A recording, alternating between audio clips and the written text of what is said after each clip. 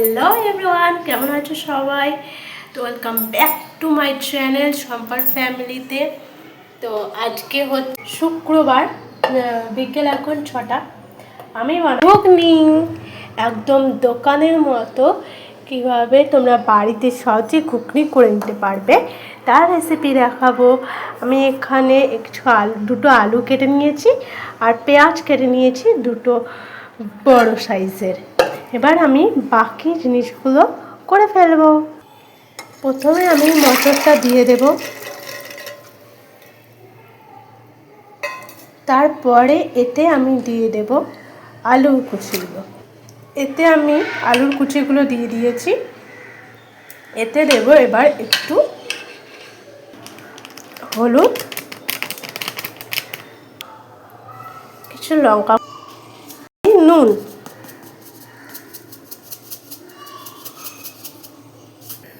গুনে গুনে 4-5টা সিটি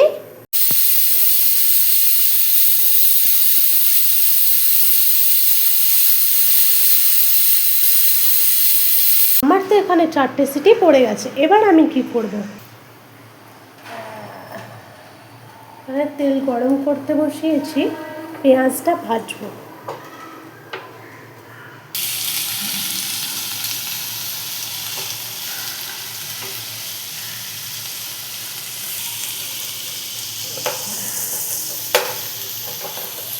পেঁয়াজটা এখানে ভাজতে থাকুক, আমি কিছুটা মশলা করে নিই। এখানে দেবো আদা রসুন পেস্ট। আমি আলাদা করে আর আদা রসুন মিক্সিতে গ্রাইন্ড করছি না। আপনাদের কাছে না থাকলে আপনারা বেটে নিতে পারেন। আমার এখানে রেডিমেড ছিল, তাই আমি রেডিমেডই দিয়েছি। ধনে গুঁড়ো,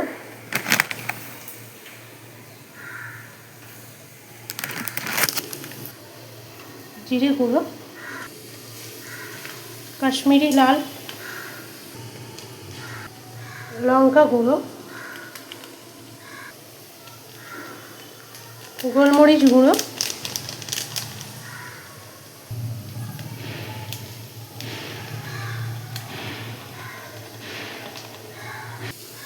জল।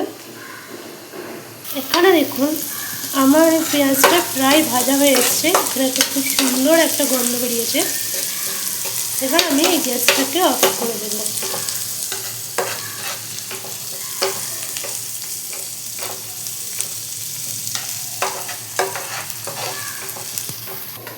এবার আমি মশলাটা ভালো করে মিক্স করব। আপনারা দেখছেন সম্পার ফ্যামিলির তরফ থেকে একটি সুন্দর রান্নার ভিডিওগুলো কেমন লাগছে আপনাদের অবশ্যই কমেন্ট করে জানাবেন। ভালো লাগলে একটা লাইক করে দেবেন এবং চ্যানেলটিকে পাশে থাকার জন্য সাবস্ক্রাইব করে রাখবেন।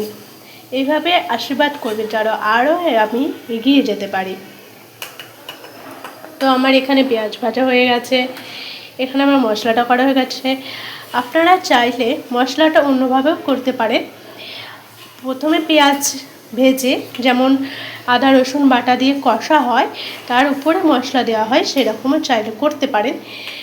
এটা আমি আমার পদ্ধতিতে সবথেকে কম সময়ে এবং সবথেকে সহজ পদ্ধতিতে দেখাচ্ছি। যেহেতু তখন আমাকে মশলাটা কষাতে হতো আর এখনও আমাকে সেই মটর আর আলু কষাতে হবে, সেই জন্য আমি প্রেসার কুকারের সমস্ত উপকরণগুলো দিয়ে আমি একবারে কষাবো। দেখুন এখানে আমি ঢাকনা খুলেছি, আলু এবং মটর দেখুন খুব সুন্দরভাবে সিদ্ধ হয়ে গেছে। তা আপনারা দেখতে পাচ্ছেন, এই যে আরও আমি একবার দেখাচ্ছি আপনাদের। খুব সুন্দরভাবে সিদ্ধ হয়ে এসছে। এর ভিতরে আমি পেঁয়াজ ভাজাটা দেব। দেখুন খুব সুন্দরভাবে পেঁয়াজটা মিশে গেছে এর ভেতরে এবং এই মশলাটাও আমি এতে দিয়ে দেব। এরপর আমি এটা কুকারে বসিয়ে গ্যাসে আরও কিছুক্ষণ ফোটাবো। তো আমি এটা বসিয়ে দিয়েছি, এটা কিছুক্ষণ হতে থাকুক। চা খাবেন নাকি একটু? রান্না করতে করতে হাঁপিয়ে গেছেন তো? আরে দাঁড়ান দেখাচ্ছি ঘুগনির কি অবস্থা। অত তাড়াহুড়ো করার কিছু নেই। এই যে ঘুগনির অবস্থা ঠিক এই রকম, পুরো দোকানের মতন হয়েছে না? একে কিছুক্ষণ আমি ভাপে বসিয়ে রাখবো এবং আমি চাটা খাবো। তারপর এটা যতক্ষণ ঠান্ডা হচ্ছে ততক্ষণ এটাকে বন্ধ করে রাখি কিছুক্ষণ, আর আমি চাটা উপভোগ করি।